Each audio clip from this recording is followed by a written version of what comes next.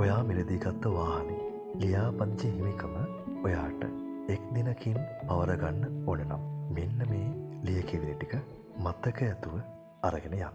අංක 1 MTA 6 ආකෘතියේ B1 පිටපත.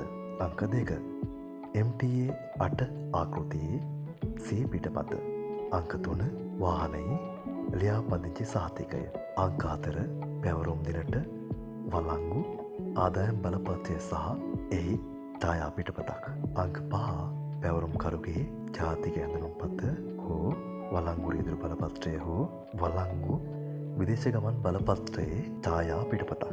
අංක 6 පැවරුම්ලාභියාගේ centimetre 3.5 වැඩි කිරීම 4.5 සෙන්ටිමීටර් ප්‍රමාණයේ වර්ණ හෝ කළු සුදු ඡායාරූපයක් MTA 8 ආකෘතියේ C පිටපතෙහි අදාළ ස්ථානයේ ඇලවීම සඳහා ගෙන යා යුතුයි.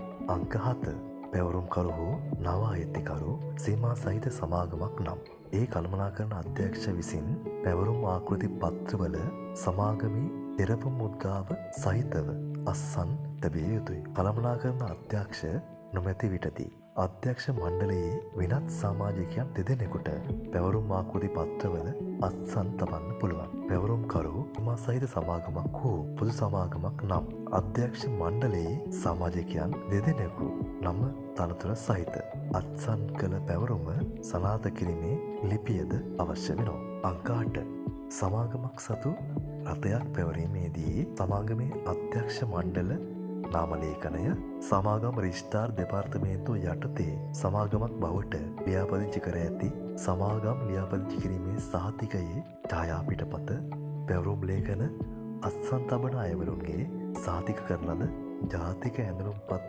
පිටපතක් සහ සමාගමේ ලිපිනය සනාථ කර ගැනීම සඳහා සමාගම් රෙජිස්ට්‍රාර් මගින් ලබාගත් ෆෝම් 1 ෆෝම් 13 ෆෝම් 20 ෆෝම් 40 ඉදිරිපත් කරන්න ඕන. අංක 9 උකසක් පරමායිතියක් හෝ බද්දක් ඇත්නම් එය අවලංගු කළ ලිපිය. අංක 10 සුකෝපභෝගී බදු ඇත්නම් ඒවාගේ වූ රෙසිට් පත්වල මුල් පිටපත්. අංක 11 පැවරුම්ලාභියාගේ ජාතික හැඳුනුම්පත හෝ වළංගු රියදුරු බලපත්‍රයේ පිටපත හෝ වෙනත් පිළිගත හැකි ලේඛනයක් ඒ සඳහන් ලිපිනයන්හි වෙනසක් පවතින්නේ නම් ලිපිනය සනාථ කිරීම සඳහා ග්‍රාම නිලධාරී සහතිකයක් ඉදිරිපත් කරන්න ඕන. අංක 12 පැවරුම්ලාභියා විසින් බාර දෙන සියලු ලේඛනවල නිර්වද්‍යතාව පිළිබඳ වගකීම පැවරුම්ලාභියා විසින් ගත යුතුයි. මෙන්න මේ ලිපි ලේඛන ටිකක් අරන් ඔයා මෝටර් රථ ප්‍රවාහන දෙපාර්තමේන්තුවට අයත් ප්‍රධාන කාර්යාලයට හෝ ශාඛාවකට ගිය පසුව එක් දිනකින් ඔයාගේ නමට වාහනේ හිමිකම පවරගන්න